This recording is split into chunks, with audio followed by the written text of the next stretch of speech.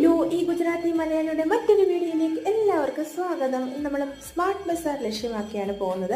99 റുപ്പീസിൻ്റെ സാധനം കാണുമ്പോൾ എൻ്റെ കണ്ണ് ചെറുതായിട്ട് അങ്ങോട്ടൊന്ന് പോകുമെങ്കിലും ഒന്നും വാങ്ങത്തില്ല. കാരണം എല്ലാ സാധനങ്ങളും ഉണ്ട്. എൻ്റെ ഹസ്ബൻഡ് ഇനി ഓടിക്കും ആ വശത്തോട്ട് തിരിഞ്ഞാൽ. പിന്നെ നമ്മുടെ ഡ്രസ്സൊക്കെ ഒന്ന് നോക്കി എനിക്കൊരു ടോപ്പ് വേണമായിരുന്നു. ഇങ്ങനെ ഓരോന്ന് വെച്ച് നോക്കുന്നതല്ലാതെ ഒന്നും വാങ്ങിക്കുന്നില്ല. കാരണം ബഡ്ജറ്റ് കൂടെ നോക്കണ്ടേ.